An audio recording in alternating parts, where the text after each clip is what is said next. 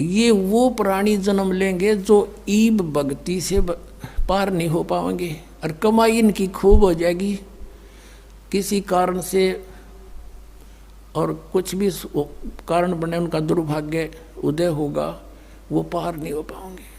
लेकिन इतने दयालु है परमात्मा, अब फिर इतनी भक्ति करा दी इनकी, 3-4 युग तक ये खा पी लेंगे मर लेंगे, ये दुखी ना होंगे। अरे दुखी होंगे कलयुग में आके, इन फिर संभालूंगा, पार ना हो तो फिर अब मट्टी फेर है। अब देखो सतयुग में हम वैसे जिस सुख को सुख कहते हैं वो सुख नहीं है, लेकिन हम उसी को सुख मान रहे हैं। परमात्मा कहते हैं झूठे सुख को सुख कहे ये मान रहा मनमोद, ये सकल चबीना काल का, कुछ मुख में कुछ गोद। अब सतयुग में जन्म होगा उन पुण्यात्माओं का जो अब भक्ति से मैच्योर कर दी जाएंगी, और पार हों को ना तो पहले ऊपर धक्के खाएंगे, कोई असंख्य युग में उसको पृथ्वी पर पटकेगा, कोई हजारों युगों में ऊपर घुमाता रहेगा, इसको कति चूस के सारे पुण्य बर्बाद करवा के फिर पृथ्वी पर पटक देगा। और पृथ्वी पर फिर इसके पिछले पद होंगे तो सतयुग में जन्म देना पड़ेगा इसको। उस समय सतयुग में कैसा माहौल होगा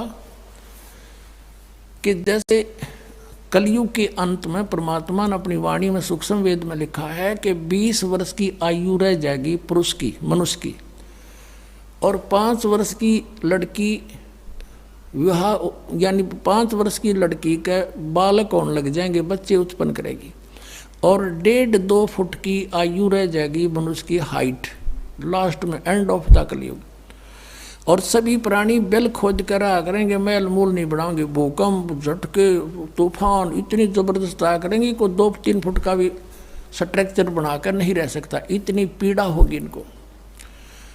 और सब मांसाहारी हो जाएंगे, कृतघ्नी हो जाएंगे। तो फिर क्या होगा कि उस समय ये एक जो राजा हरिश्चंद्र हैं, ये सतयुग में जिन्होंने इतना तप साधना की थी और बड़े सत पर रुके रहे, वो स्वर्ग में हैं। उनको फिर 10वां अवतार बना के भेजेगा युकाल, उसके कर्म बिगड़वाण ने। उसकी बहुत लंबी तलवार होगी और उसका कद सबसे तगड़ा होगा, 7-8 फुट का होगा, और फिर सबको वो काटेगा जैसे परशुराम नक्षत्री काटे थे, क्योंकि वो तो ये मानने को नहीं, यहाँ का इलाज लास्ट में यही है इसके पास, सबको कत्लेआम करेगा, खत्म कर देगा। उस समय थोड़ी बहुत भी आस्था जिसकी मालिक में होगी उसने छोड़ देगा, जरा सी भी कोई थोड़ा सा भी डरने वाला होगा। फिर क्या होगा कि इतनी जबरदस्त वर्षा होगी पूरी पृथ्वी पर, जल ही जल हो जाएगा, और वो प्राणी ऊंचे स्थानों पर जाकर रहने लग जाएंगे, पहाड़ों पर। और जैसे परमात्मा लिखा है कि 3 हाथ अंश खींच लेत कलयुग धरती का, और उगय कोई ना बीज हाल कह दो पृथ्वी का।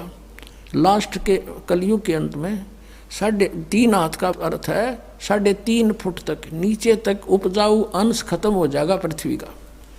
अब आप देख रहे हो खाद पर खाद ठोकर लाग रहे, फिर इसमें होगा क्या, कुछ दिनों में समाप्त हो जाएगा ये। लेकिन अब फिर मालिक कुछ दया बख्शेगा आपके ऊपर। अब यूँ हजारों वर्षों तक सतयुग जैसा माहौल होगा, और समय पर वर्षा होया करेगी, और थोड़े में गुजारा होगा। अब हम पृथ्वी ने न्यू पाडन लग रहे हैं, कोठी बनावांगे, बंगले बनावांगे, न्यू करांगे, कार खरीदांगे, 1 किलो 20-20 खाद डाल दें, फिर हम खाने जोगे पैदा करेंगे दाने, घड़ी बकवाद नहीं भावेगी, या फिर स्थिति ठीक होगी, बाग बगीचे लगेंगे, सुंदर माहौल बनेगा, देख लेना यहाँ पर, फिर ऐसा ही बनेगा। कलयुग के अंत में वो फिर ये उपजाऊ तो है को नहीं, और वर्षा हुआ नहीं क्योंकि प्रदूषण बढ़ जाएगा, तो उसमें बूंद इसी पड़ा करेंगी जैसे ओस गिरती है, बस, इससे अधिक नहीं। फिर होगा क्या, तो फिर क्या होगा, ये वर्षा जब होगी पानी हो जाएगा, जल जल पूरी पृथ्वी पर हजारों वर्षों तक खड़ा रहेगा, फिर वो धीरे धीरे सूखेगा, और वो जमीन में सोख होगा। जमीन के अंदर का जो जहर है, जो अनुपजाऊ कर दिया जिसने, वो सारा ऊपर आओगा बाहर, वो ऊपर आकर वाष्प हो जाएगा। फिर क्या होगा कि निर जंगल वन उत्पन्न होंगे, झाड़ जंखाड़ वन, बड़े बड़े सुंदर पेड़, फलदार वृक्ष बेल, और धरती फिर से उपजाऊ बनेगी। वो फिर सड़ेंगे, वहाँ इसके खाद का काम करेंगे।